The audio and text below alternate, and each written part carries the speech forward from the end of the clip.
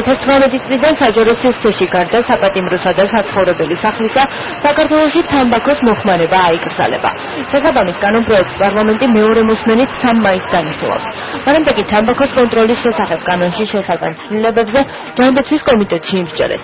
განიხილეს მთავრობის შენიშვნებით, რომლის შეფასებითაც კანონპროექტში ჩადებული ცალკეული რეგულაციები ბუნდოვანი და გაუგებარია. მინისტრთა კაბინეტისთვის თამბაქოს პროდუქტების განთავსებისა და რეალიზაციისთვის გამოყოფილ სპეციალურ ადგილებში თამბაქოს ნაწარმის რეალიზაცია ისე რომ პროდუქტი ობიექტის არც შიგნით ჩანდეს და არც გარეთ მიუღებელია.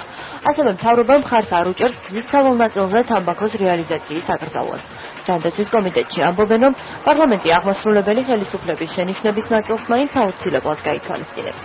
გარკვეულ ნაწილში მქონდა უკვე კონსულტაციები და გაიზიარა ჩვენი პოზიცია მთავრობა, გარკვეულ ნაწილში გავიზიარეთ მთავრობის პოზიციას და ჩემი აზრით მივიღებთ ესეთ კანონმდებლობას, რომელიც იქნება პირველ რიგში აღსრულებადი და მართლაც გამოადგება ჩვენს მომავალ თაობებს.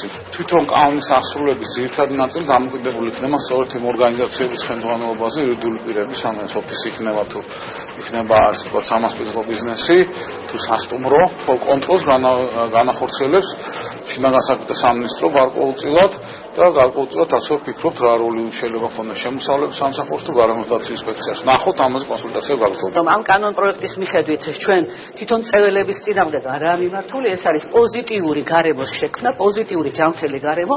წეველებს შეუძლიათ ისე ვიკიდონ გაგრძელო მოწევა, მაგრამ ისეთ სივრცეში, სადაც ისინი საფრთხეს არ შეუქმნიან სხვა ადამიანებს, რომლებიც არ არიან წეველები. ყველაზე დიდ ასე ვთქვათ გამოწვევას ჩვენთვის წარმოადგენს ის, რომ აღმასრულებელი სტრუქტურები, რომელიც ამ კანონს აღასრულებენ, იყოს ზუსტად და კარგად განსაზღვრული მათი ფუნქციები, მათი მოვალეობები, მათი მზაობა იყოს, რომ ეს კანონი მართლა არ დარჩეს ხალხზე და რეალურად იმუშაოს.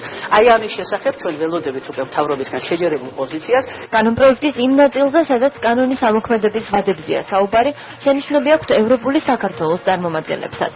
ამბობენ, რომ აუცილებელია ბიზნესის წარმომადგენლებს ახალ კანონმდებლობაზე გადაწყობისთვის დრო მიეცეთ. თუმცა საბოლოოდ გიგი წერეთელი გუგული მაღრაძის მიერ შემუშავებულ კანონპროექტს მიესალმება.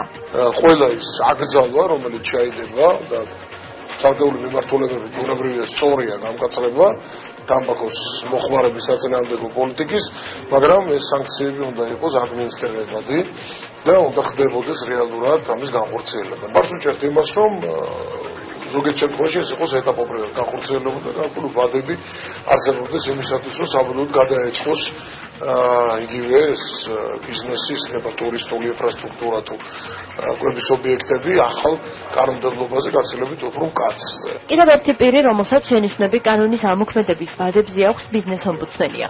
ზურაბ ძნელაშვილი ამბობს იმასაც, რომ დაუშვებელია თამბაქოს ინდუსტრიას ისე დაუდგინონ შეზღუდვები, რომ თავად ბიზნესმენები განხილვაში არ მონაწილეობდნენ.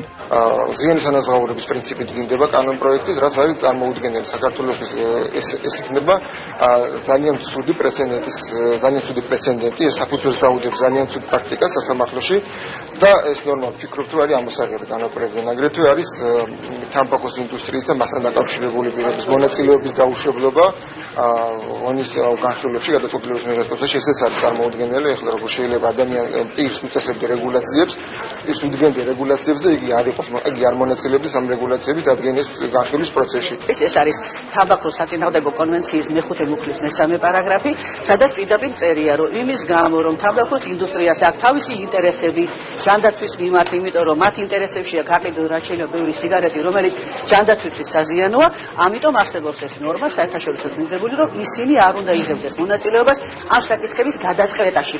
მთავრობის შენიშვნებთან დაკავშირებით დაავადებათა კონტროლის ეროვნულ ცენტრშიც საუბრობენ. ამბობენ, რომ მთავრობის შენიშვნების გათვალისწინების შემთხვევაში კანონის სანახევროდ ამოქმედება და ქვეყანაში რეალური სურათი არ შეიცვლება.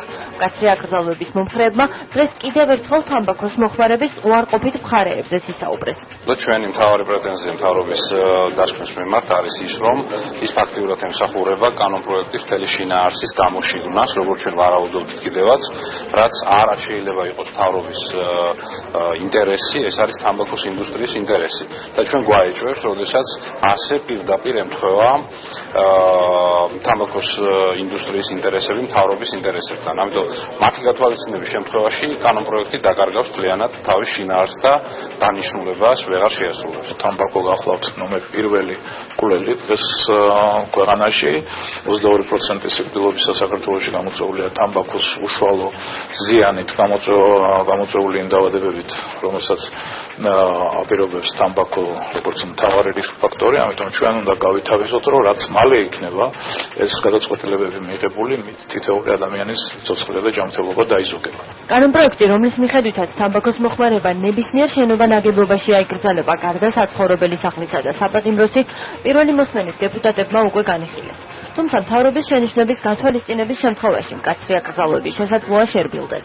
მთავრობის რომელ შენიშვნას გაითვალისწინებენ მართლ პარტიაში ჯერჯერობით უცნობია.